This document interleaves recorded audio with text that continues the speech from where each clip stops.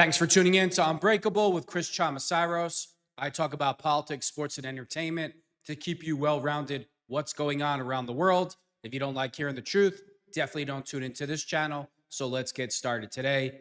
Nick Bryant, the author, the reporter, the investigator who wrote the book and published the book, Jeffrey Epstein's Little Black Book, goes on the Shawn Ryan show, and he explains why Puff Daddy Sean Combs is getting away with the crimes that he's committed. He also explains why Epstein was getting away with the crimes he was also committing. So let's jump into the video and we'll go from there. What do you got on P. Diddy? That's the latest thing in the news. Sounds like there may be some type of a connection there. Let's just start at the very beginning with him. So P. Diddy, he's an interesting story.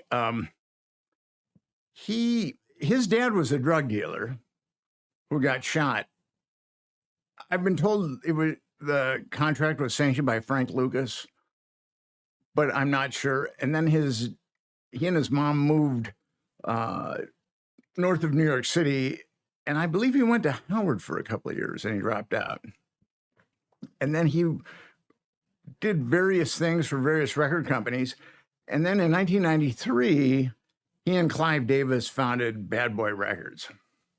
Clive Davis, how do you describe Clive Davis? There's an infomercial about him now, which is a document. It's being called a documentary. And it makes him look like this benign octogenarian. I've been saying this for a very long time. Nobody is going to make me believe that the FBI, the CIA, law enforcement didn't know what Sean Combs was up to for 40 years, and all of a sudden now they just realized what was going on. I don't believe it at all.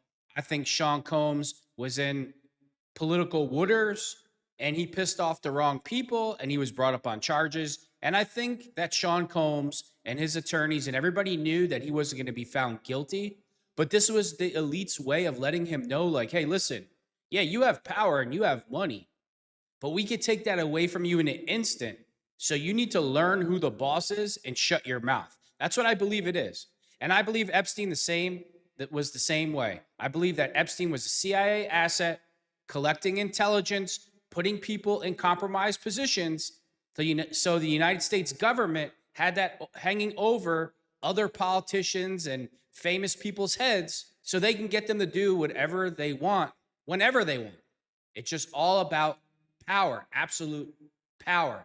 And I think that Epstein and Sean Combs were working for the so-called deep state, and both operations were intel operations ran by the United States government. Nobody is going to convince me differently. Helped all these rock stars with their careers. But people in the music industry really don't like Clive Davis, most of them. And his criminality is kind of amazing. He got busted. He's been for filing false tax returns 3 times and then defrauding the IRS 3 times. He was involved in the biggest payola scandal. That's when record companies give money to radio stations to play their songs.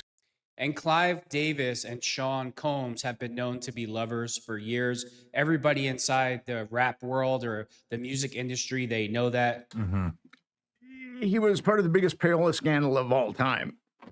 Hold on, let me just stop it real quick. It's also been said that Clive Davis is the one that taught Diddy how to be a sexual deviant. That's been on record for over 20 years now. As president of ABC Records. And then there was a Genovese crime guy named Pasquale Falcone, and he got busted smuggling 22 pounds of heroin into the United States. And the Justice Department started digging into him, and they came across all these shell companies that he headed. And Clive Davis was funneling money from ABC Records to these shell companies.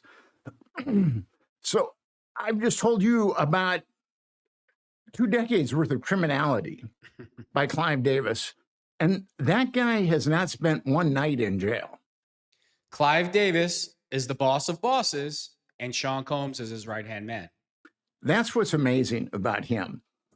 So in 1993, I think he takes P. Diddy by the hand and they get on the yellow brick road.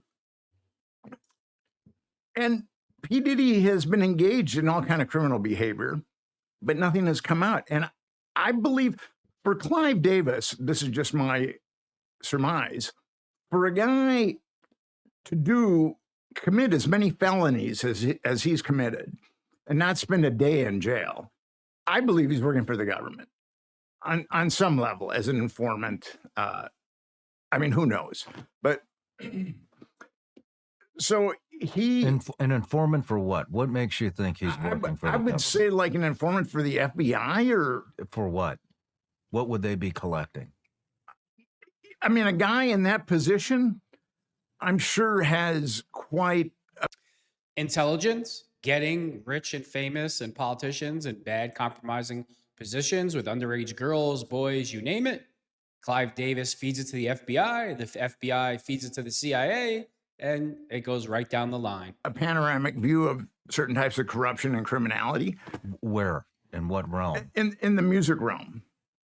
Do you think the FBI is actually interested in the music realm? Yeah, I mean, there's all kinds of laws on the books about what people could, like the payola scandal. It's against the law for people to give money, for record companies to give money to radio stations. And who knows? I mean, I've heard that that's still going on, but the FBI might want. It's difficult to know. I mean, the FBI might want to enforce that law. Or I mean, the Epstein stuff totally makes sense to me.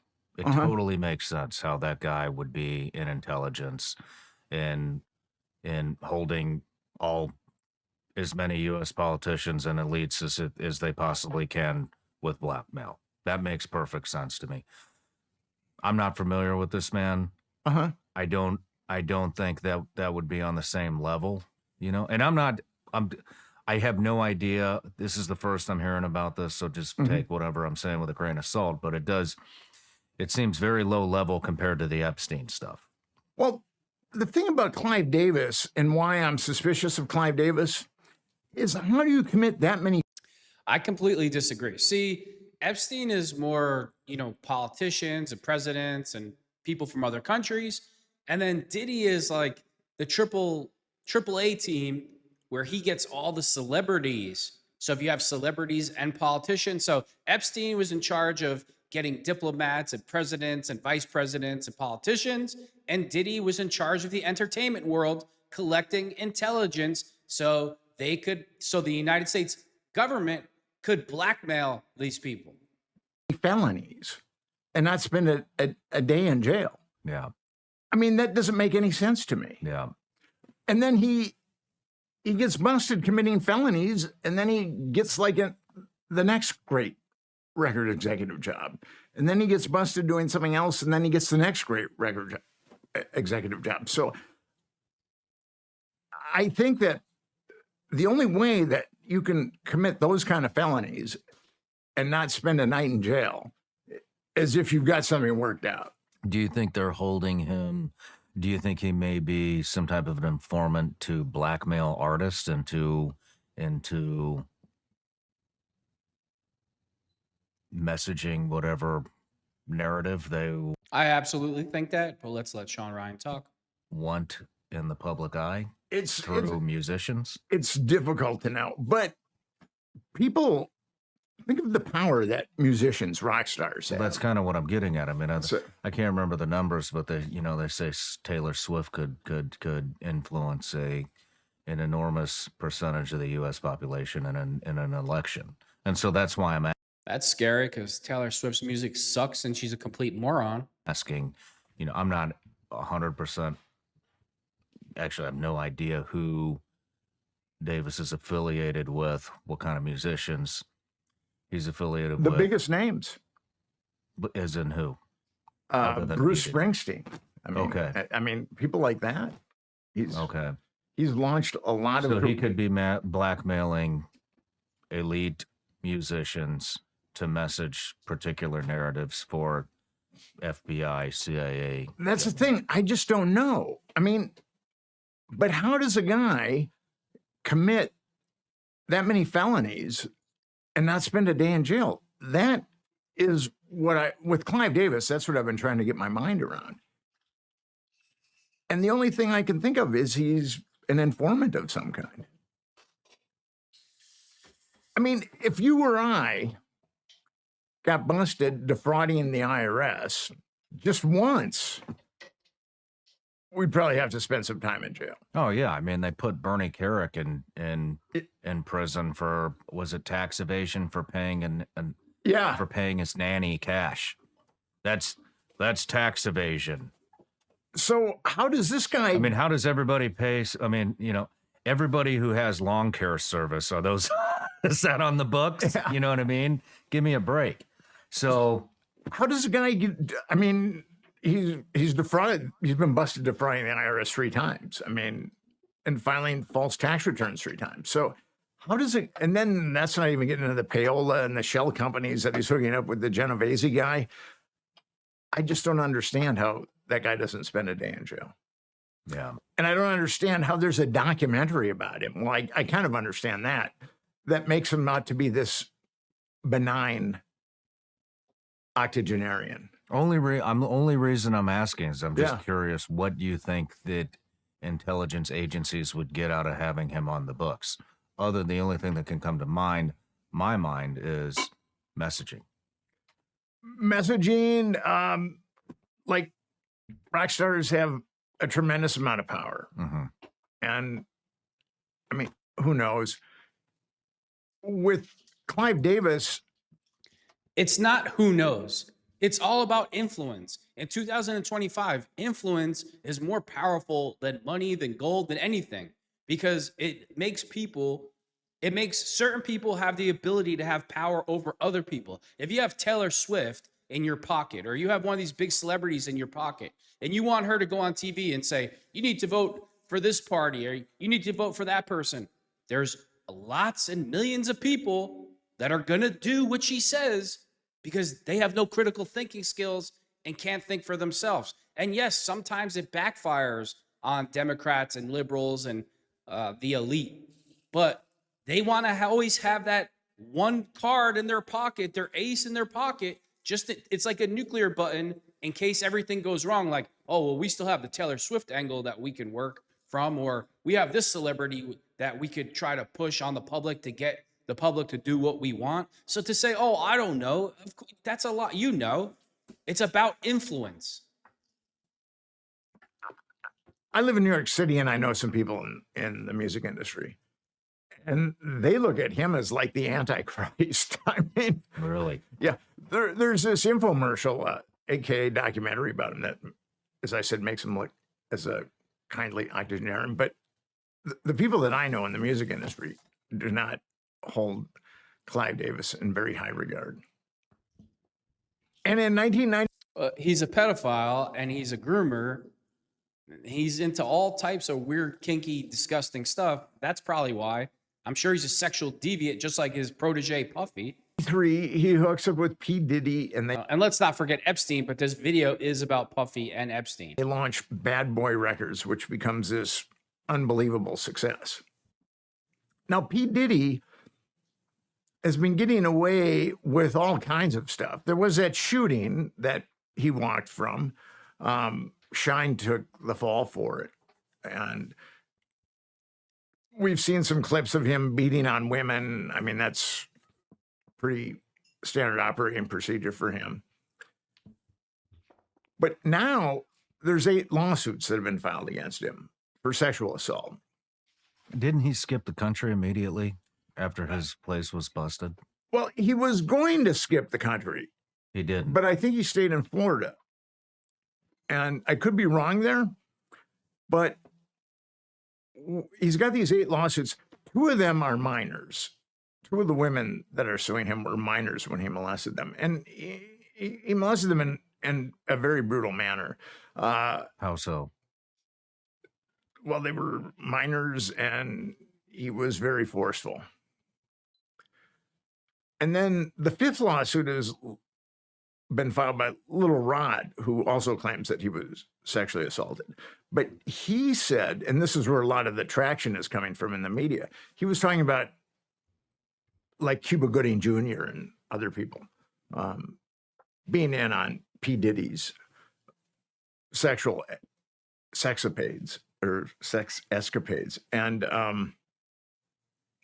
but Little Rod said that P. Diddy was trafficking minors too. So we've got 3 accounts of P. Diddy trafficking minors. And his houses in LA were searched and Miami, and there was hidden cameras.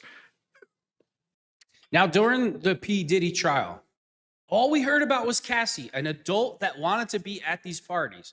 Why didn't the prosecution bring into the people witnesses to testify against trafficking underage girls? You never heard about that during the trial. And why is that? Because this whole trial is staged. That's why. All you heard about was Cassie, a willing participant. And if you're going to charge Puffy for having Cassie at these parties, I'm sorry, he's already spent enough time in jail. She wanted to be there to enhance her career. The child trafficking charges were never brought up. No witnesses were brought in the courtroom. They never talked about it. So you can only convict the guy on what the prosecutor talks about. And in my eyes, if you were only going to bring up Cassie, he should have been not have been convicted of anything. Now, if you wanted to bring in witnesses to talk about the child trafficking and you brought in evidence, then he should spend the rest of his life in prison. But why wouldn't the prosecution, if the prosecution knows this, why didn't the prosecution bring in those witnesses? You know why? Because Shawn Combs, just like Epstein, works for the government collecting intelligence, so our government can blackmail politicians and celebrities. And if you don't think otherwise, I cannot help you. And Homeland Security, it's kind of strange. Homeland Security were the people that like spearheaded the investigation. It's usually the FBI that does that.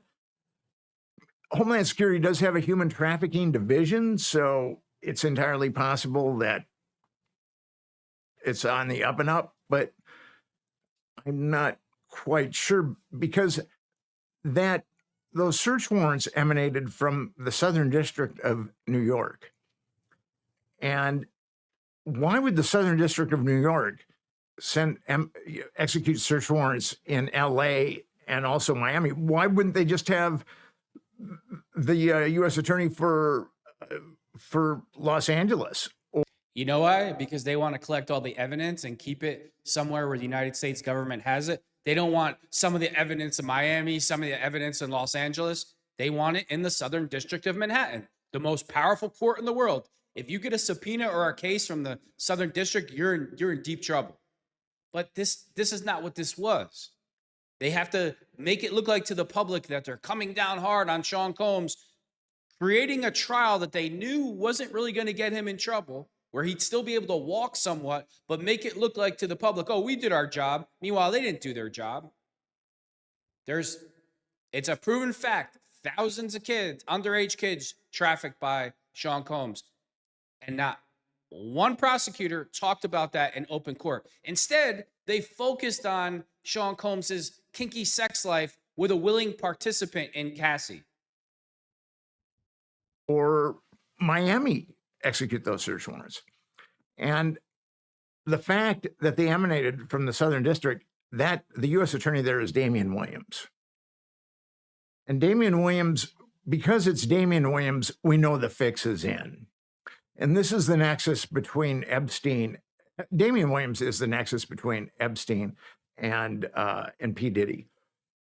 Interesting. Williams was the one, the trial of Maxwell, there were 4 Epstein victims that were called to testify. Now, those victims had only been molested by Epstein and Maxwell. They had not been molested by any of the power brokers. That was a very carefully choreographed trial. And I know a woman who covered that trial for a media outlet, and she agreed with me that it was very carefully choreographed. And Damian Williams oversaw that. He was a U.S. attorney that oversaw that trial. And he made sure that no one could be indicted other than Maxwell. And so now he's in charge of the P. Diddy investigation. And why are they doing that? Why are they trying to let Epstein walk? And why are they trying to let Shawn Combs walk? It's only for one reason, because they work for the United States government collecting intelligence so the government can blackmail celebrities and politicians anytime they feel like it and use them as the puppet masters that they are. That's why the government hates other forms of media like YouTube and channels like mine and channels like Sean Ryan and other conservative channels who tell the truth about their behavior, because there's millions of people that watch YouTube and watch other forms of media and news, and they can't control the masses. When the government wants to control Diddy and let him have these parties, or Epstein, and set up the cameras and recordings, because that's all about power and control and having famous people and politicians in their pockets so they can control the masses. Thanks for tuning in to Unbreakable with Chris Chamasiros.